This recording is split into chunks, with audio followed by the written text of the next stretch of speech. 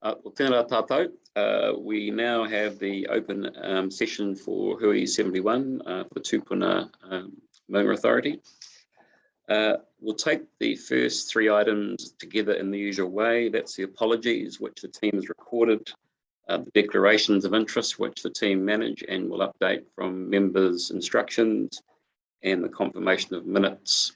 I'll move that. Ho, can you second that, please? All those in favour say aye, or signal in the usual way. Yes, thank you. Aye. So signalled. Aye. That's passed. Well, thumbs. Kia ora, Josephine, thank you. Takes us to item 4, the research policy. And kia ora, Brooke. Kia ora, Paul. So with this paper that we're presenting today, we're basically putting forward a policy, proposing a policy for the board to review and make a decision on. The policy purpose is formalising the process for allowing research to be conducted on Tūpuna Maunga. The policy is basically going to require anyone conducting research to have a formal permit. The purpose of permitting is obviously to look after the health and safety of the Maunga, to sort of mitigate any possible negative effects of research. And also, you know, with certain types of research taking place that we endorse, that's going to help to inform our operational decisions. The policy basically has two components, looking at what the approval process will be and also proposing research scholarship opportunities. So the approval process is basically very, very similar to our existing event permitting process. Basically, where management will be able to approve low risk research, but then for any high risk research, they would have to go to a rōpū for approval. And the risk is sort of weighed up on whether physical sampling will be required for the research, and also if it aligns with our values in the integrated management plan.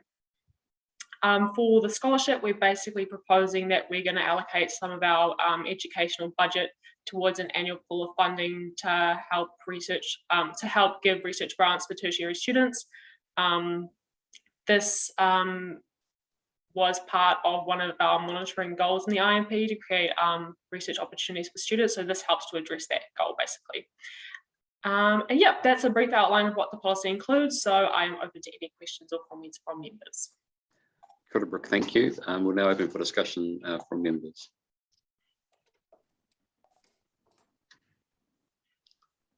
Kia ora, through the chair. Kia ora, Bernie, and then Zaylin. Kia ora. I was just, Brooke, just a question around the name, because I'm just looking at the recommendations on this item, and it's amend the name of the filming and events rōpū to an acronym that spells RECA. I was thinking, I'm a bit finicky about acronyms. There was an opportunity there maybe for us to influence this name. I'll hand that one over to Nick because that was his baby. If that was a K, it would be good, wouldn't it? Sweet. Aye, aye. Sorry, I interrupted. I had shuffled them around and spelled curry. Nick.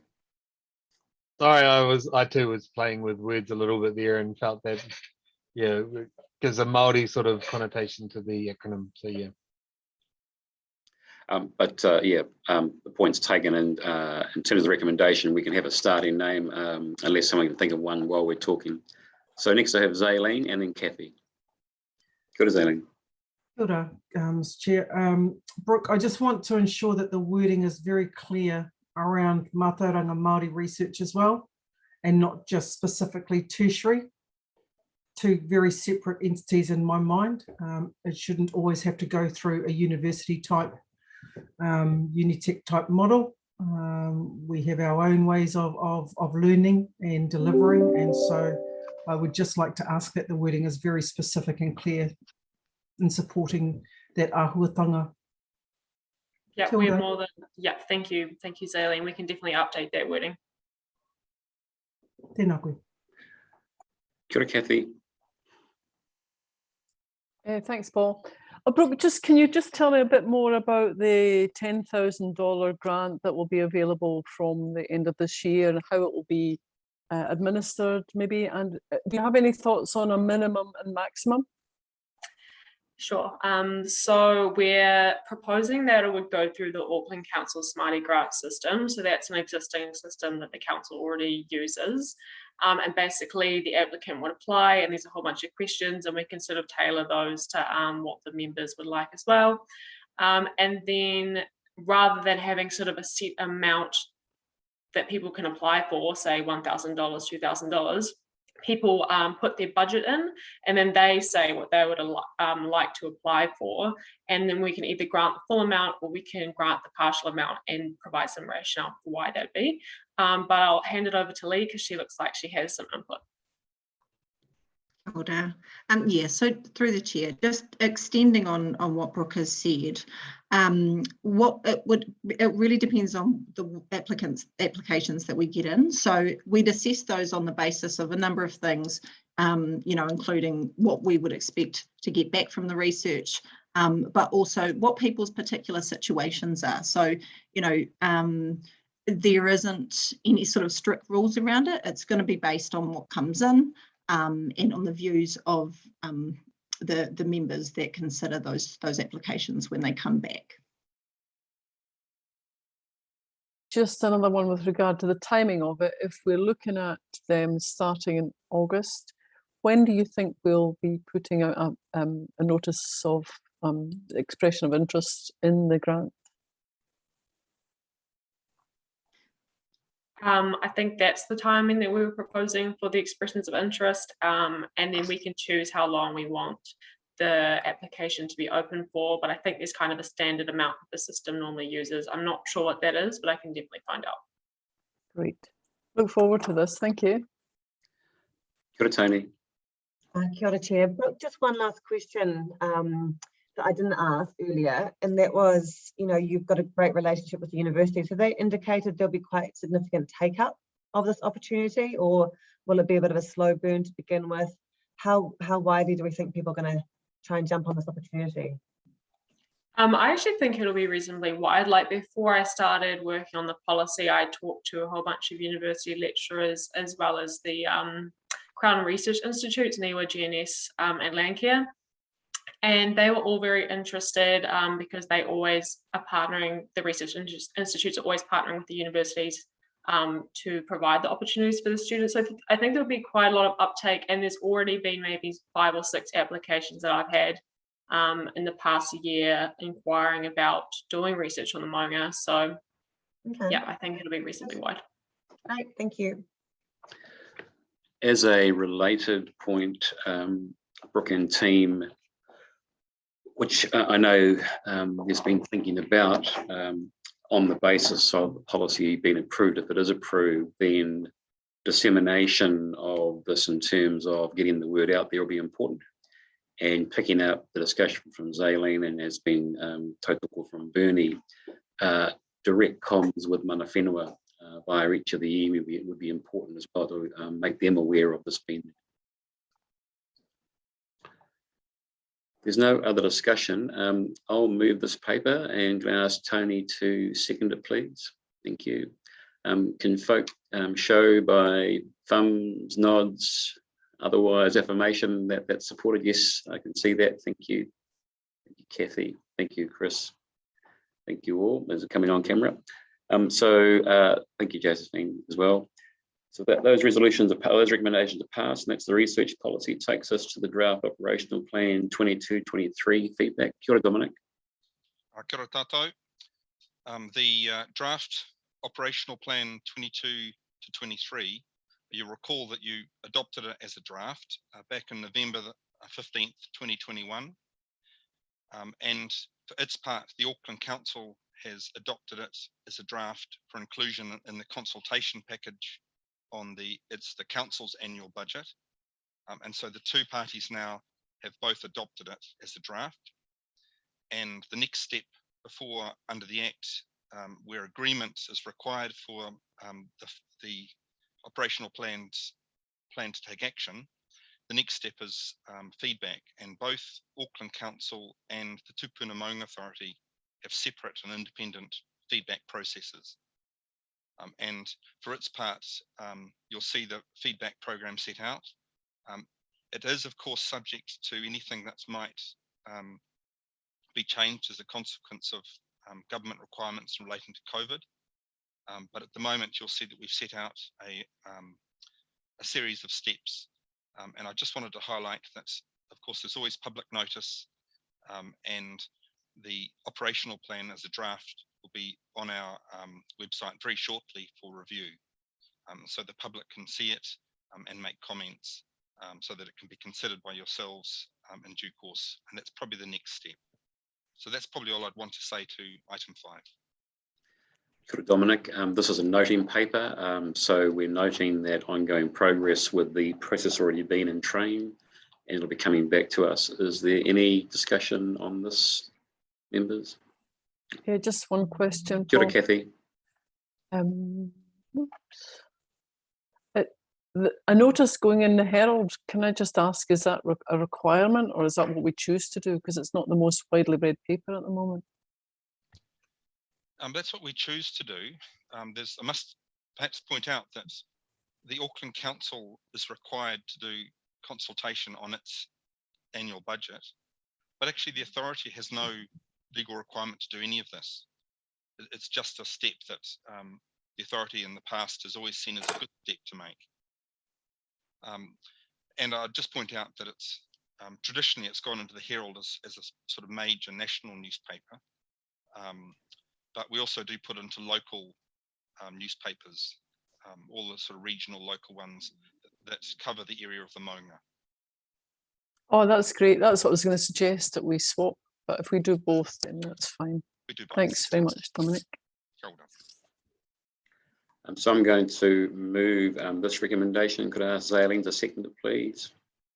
Thank you. Again, just by affirmation in the usual way, you could, if it's approved, thank you. Thank you, members. So that paper's approved, takes us to the register. There's just the one this month because there's been no events for the obvious reasons. And it's a health and safety register. This month's colour is fuchsia. Anyway, so we have a number of events in the, well, not events, but entries for health and safety. Lee, Nick, we can take these as read, but is there anything to update, or we can just open it up to members? Kia ora, Lee. Probably just the main update. No people were harmed or anything, but I guess just conscious of the big weather events that we've had over the weekend. There is a fair bit of tree debris across the Maunga. There was one tree that's come down at Maunga Kieke in the archery field there, but we do have teams out this afternoon looking at that and cleaning up the debris and kind of fencing off areas that need to be fenced off. That's about the only update. Otherwise, kia ora. Kia ora, Lee. Is there any discussion on the register with those listed matters?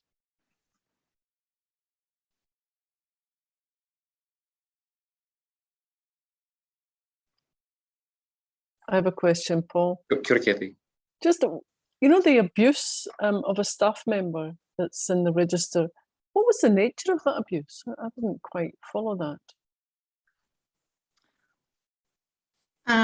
So this was something that happened early on a Saturday morning, and my understanding is that it was from an adjoining residence where people had were out on their deck and probably had been there for some time, that were just shouting things across the fence over at our field officer who was trying to undertake that audit.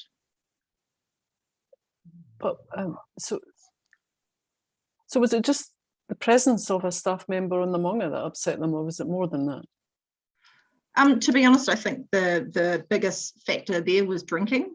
You know, it was pretty early in the morning when he arrived, and so we consider that probably it wasn't a great time for him to go there, you know, but that's something that we're looking at going forward, that happens at a different time. So I think that it was about the time of the day that it was, and it was also alcohol being involved too.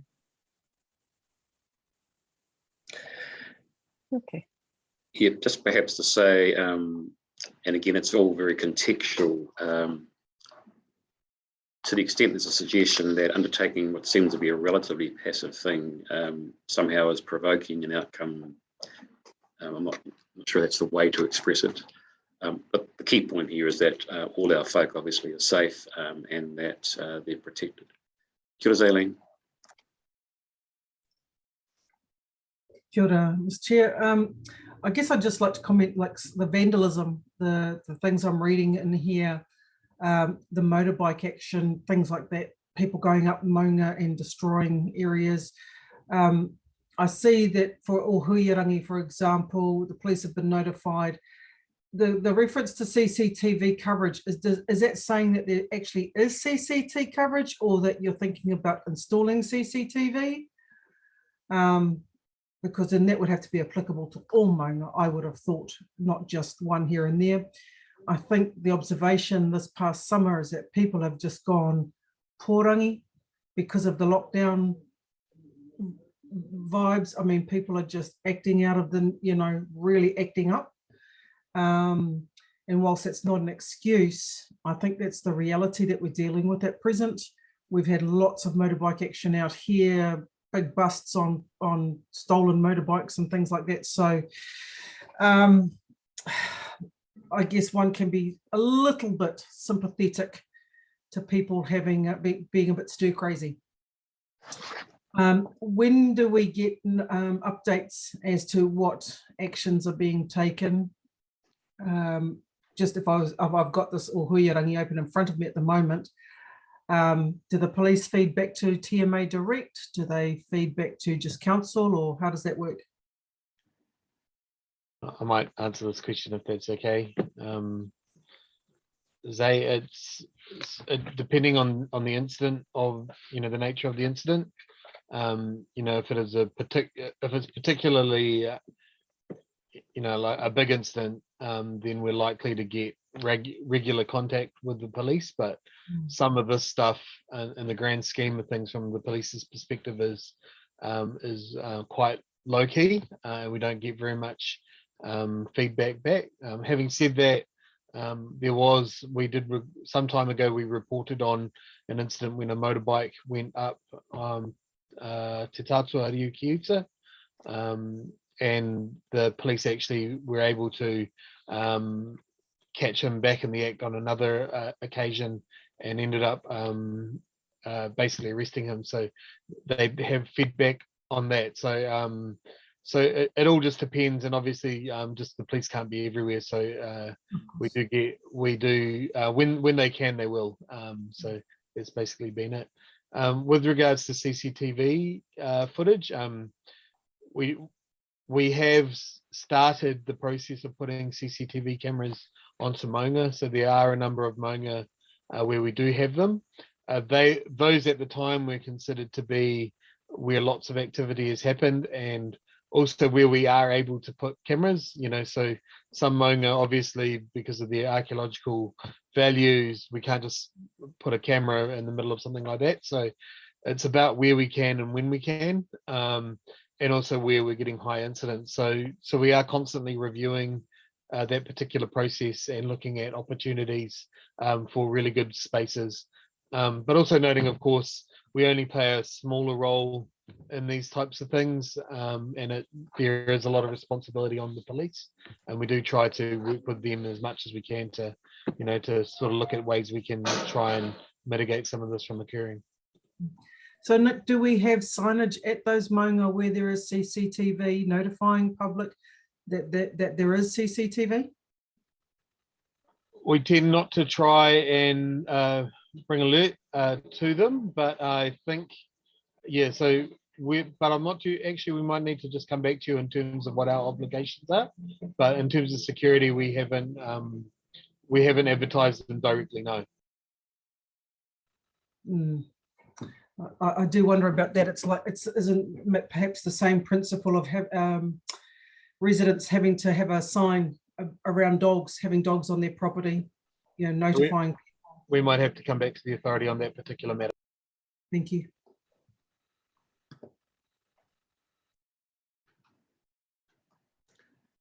If there's no other discussion, I'll move the recommendation to receive the register. Bernie, could you ask you to second that, please? Thank you. Could folks show their confirmation for the resolution the usual way? Thank you, everyone has. Thank you. Well, that completes the open session. Thank you, members. And again, hope you all stay safe and well out there in these trying times. So, kore te tuakana e hau, whakakapia tō tātou hui koa. Tuatahi hinei kia koe te hea mana e paora whakahaere hea tā mātou wiwina. Ki te rōpū, mi hinei kia tātou kia pāheko kia whakatakoto i ngō koutou a tātou whakaaro ki wene o ngā kaupapa. Nō reira, me tuku whakamoi me tiki tō tātou kaihanga. Mino i tātou. E te kaihanga tēnei mātou ino nei ki a koe uwhia mau manakitanga ki runga ki te kīngi tātou ani ki tōna whare ariki. Ke mua, ke muri, ke ngō mātou tahi ngā wā katoa. Koe mutu pai tā mātou huihuinga i rungi ngā take e pāne ki ngā maunga o Tāmaki Makaurau. Whakatongi o tō wairua tapu ki roto ki tēnā o mātou. Whakaarohia rātu roto ngā hui peruru ngā marae maha roto ngā whare here. Uwhia mau manakitanga ki runga kia rātu ko pania, ka mihia, ka tangihia, ka poropora ki tia e mātou ngā mahuetanga. Anei anō mātou i koropiko nei ki mui a koe, tūturu ki owhiti whakamaua kia tīna. Tīna. E hui e tāi. Ai ki. Kore hau. Kia ora rā koutou.